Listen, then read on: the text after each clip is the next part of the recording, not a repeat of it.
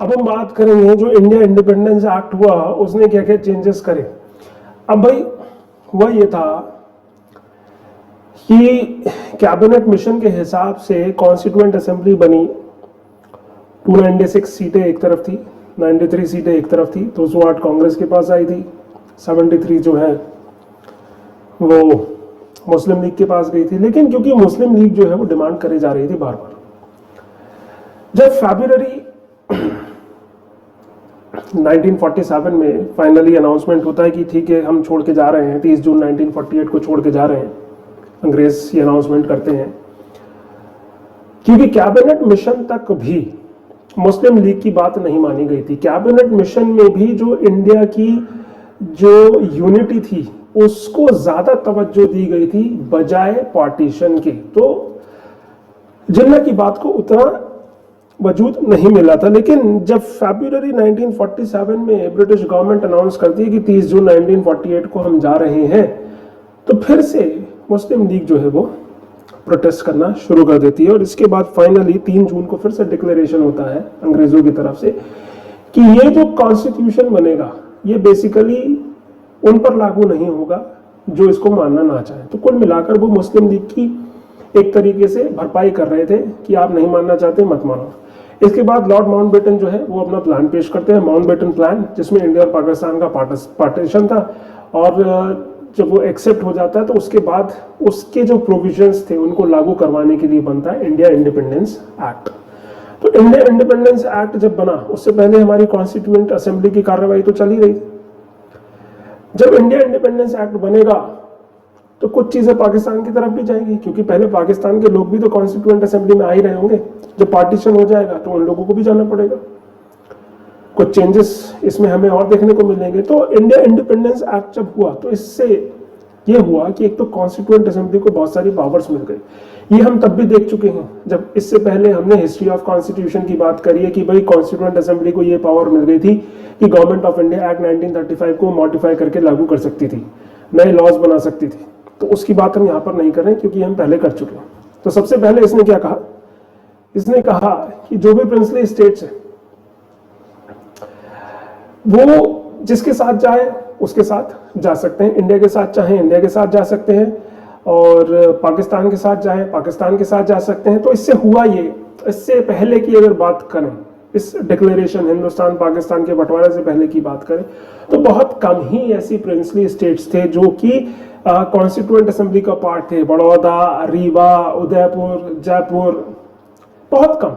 लेकिन जब ये 3 जून का डिक्लेरेशन हुआ या इंडिया इंडिपेंडेंस एक्ट बना, तो इसके बाद से लगभग सभी जो प्रिंसली स्टेट्स थे वो अपनी जगह ले लेते हैं कॉन्स्टिट्यूएंट असेंबली में। इवन जो मुस्लिम लीग के मेंबर्स थे जिन्होंने ये डिसाइड किया था कि वो पाकिस्तान की तरफ नहीं जाएंगे, मुस्लिम लीग में कंटिन्यू करेंगे, लेकिन हिंदुस्तान में, वो भी अपनी जगह कॉन्स्टिट्यूएंट असेंबली में ले लेते हैं। और इस पर डाउट भी रेज किया गया कि भाई ये जो मुस्लिम लीग के लोग हैं, क्या इनसे इनकी लॉयल्टी जो है वो इंश्योर की जा सकती। तब ये बदले में कुछ एक ऐसा लिख के देते हैं कि आप हम पे भरोसा करें।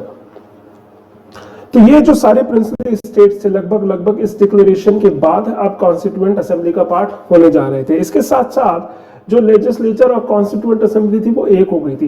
इंडिया इंडिपेंडेंस एक्ट में ये बोला था कि कॉन्स्टिट्यूएंट असेंबली अपने लिए नया लेजिस्लेचर बना सकती है, इंडिया बेसिकली अपने लिए नया लेजिस्लेचर बना सकती है, या कॉन्स्टिट्यूएंट असेंबली को ही लेजिस्लेचर बना सकती है, मान सकती है। तो यहां पर हमने बजाय एक्स्ट्रा पैसा खर्च करने के, बजाय इलेक्शन करवाने के, हमने क्या करा, हमने कॉन्स्टिट्यूएंट असेंबली को ही मान लिया कि वो लेजिस्लेचर है। और यहां पर एक दिन हमारी कॉन्स्टिट्यूएंट असेंबली जो है असेंबली की तरह काम करती थी, दूसरे दिन वो लेजिस्लेचर की तरह काम करती थी। इसीलिए यहां पर हमें दो चीज देखने को मिलते हैं, एक तो डॉक्टर राजेंद्र प्रसाद जो कॉन्स्टिट्यूएंट असेंबली के प्रेसिडेंट, और जब हम लेजिस्लेचर की तरह काम करते थे तो वहां पर हमें जो चीफ देखने को मिलते हैं जीवी मावलंकर, जीवी मावलंकर साहब जो है हमें देखने को मिलते हैं।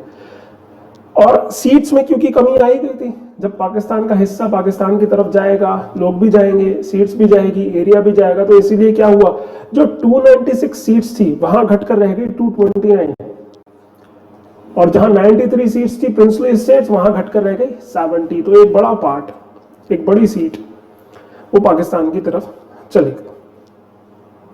तो ये चेंजेस जो हुए ये बेसिकली इंडिया इंडिपेंडेंस एक्ट की वजह से हुए। अगर इनैक्टमेंट की बात कर लें, हमारा कॉन्स्टिट्यूशन, इंडिया इंडिपेंडेंस एक्ट हो गया, 15 अगस्त 1947 हो गया, 1948 आ गया। अब क्या होगा जब 1948 आ गया,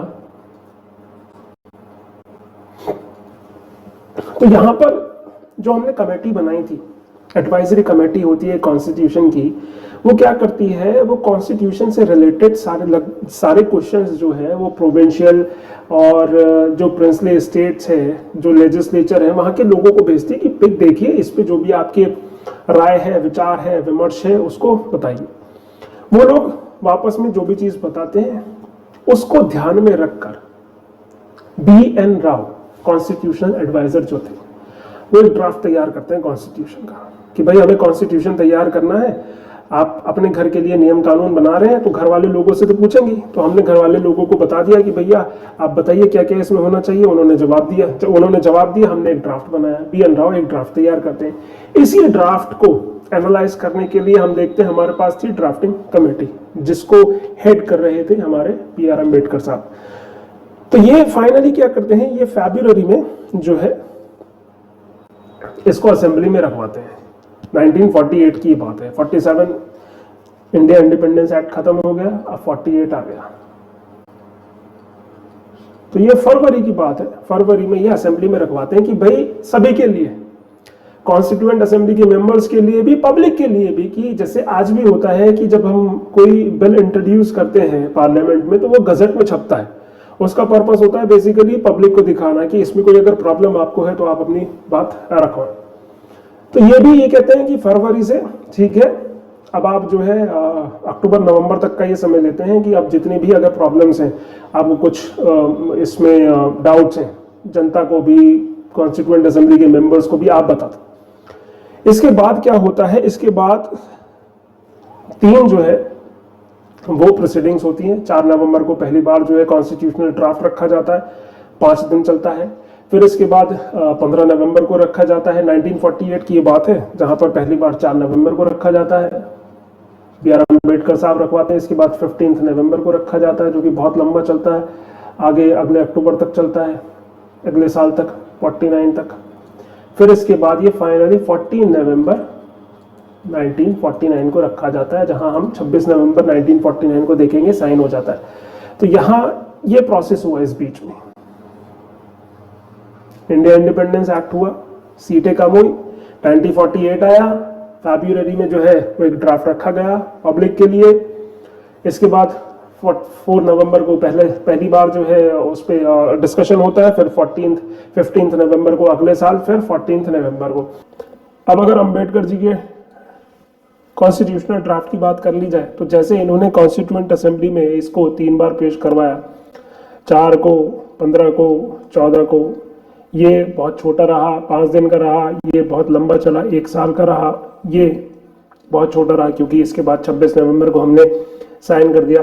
तो ऐसा ही प्रोसेस आज भी लगभग ऐसा ही प्रोसेस हमारे कॉन्स्टिट्यूशनल मशीनरी में, हमारे पार्लियामेंट में हमें देखने को मिलता है जब हम कोई बिल पास करवाते हैं, जहां पर पहली प्रोसीडिंग जो होती है वो बहुत नॉर्मल सी होती है कि भाई उसका नाम बताया जाता है, उसकी ब्रीफिंग दी जाती है। जब हम पार्लियामेंट के बारे में बात करेंगे, बिल के बारे में बात करेंगे, तो इसको बहुत ज्यादा एक्सप्लेन करके हम देखेंगे और उसके बाद वो गजट में छपता है। तो एक बेसिक सी चीज, उसके जो प्रोविजंस हैं वो पब्लिक के लिए वो छापे जाते हैं।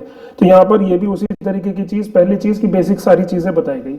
इसके बाद जो दूसरी प्रोसीडिंग होती है ये बहुत ज्यादा डिटेल में होती है, क्लॉज बाय क्लॉज होती है। इसके लिए हमें डिफरेंट कमिटीज देखने को मिलती है। हमारे पार्लियामेंट में हमें देखने को मिल सकता है कि जॉइंट सेलेक्ट कमेटी बनाई जाती है, अलग अलग कमिटीज होती हैं कि भाई उस बिल को रेटिफाई किया जाए।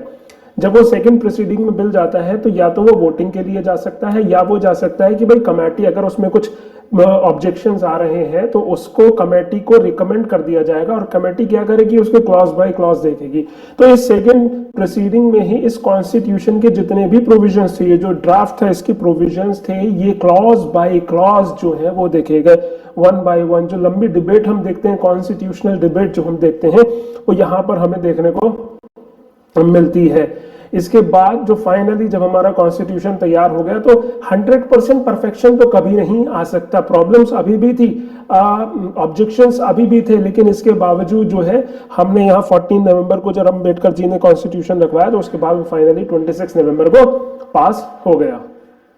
तो अब जब ये साइन हुआ कॉन्स्टिट्यूशन, तो 299, क्योंकि जैसे 229 प्लस 70 करेंगे तो 299 मेंबर्स, तो जहां पहले 389 मेंबर्स थे अब 299 मेंबर्स रह गए थे। तो यहां पर जिस दिन कॉन्स्टिट्यूशन साइन हुआ उस दिन 15 लोग मौजूद नहीं थे, साइन किया गया 284 लोगों के द्वारा।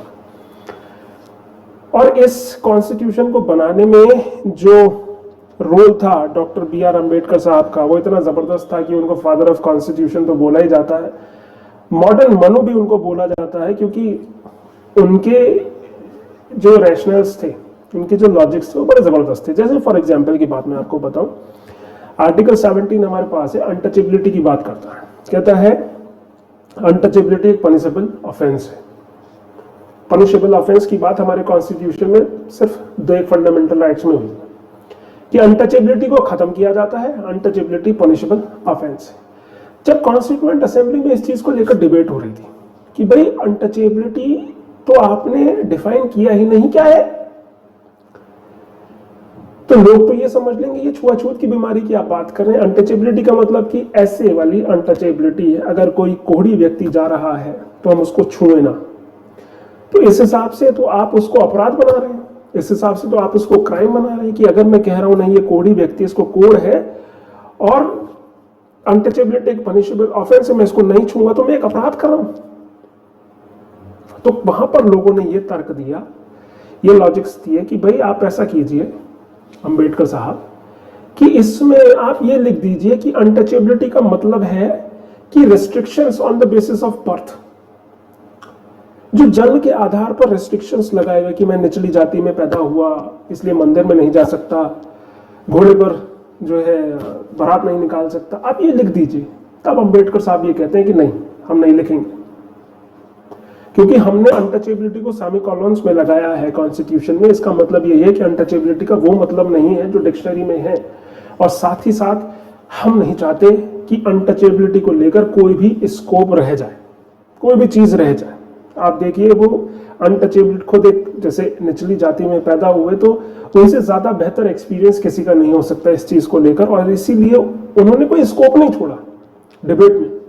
आर्टिकल 15 की बात करें तो लोग कहने लगे कि नहीं यहाँ पर गार्डन भी लिखी है, यहाँ पर ट्रैम्स चलती थी उस समय, सड़कों पे जो ट्रेन आपने देखी, कि ये भी लिखी है, गार्डन भी लिखी है, ट्रैम भी लिखी है, सिनेमा हॉल भी लिखी है। तो अंबेडकर साहब कहते हैं कि जो जो चीज हमने इसमें लिख दी, आर्टिकल 15 में लिख दी है, वो सफिशियंट है। जबरदस्ती हमें लोड भी नहीं डालना अपने कॉन्स्टिट्यूशन पे कि हम हर चीज को 19-20 को भी सब उसमें इंक्लूड कर दे। जो हमने लिखा है वो सफिशियंट है, उसकी लैंग्वेज सफिशियंट है, हमारे कोर्ट्स के लिए इतनी जरूरी या इतनी पूरी है कि वो इंटरप्रीट कर सकता है।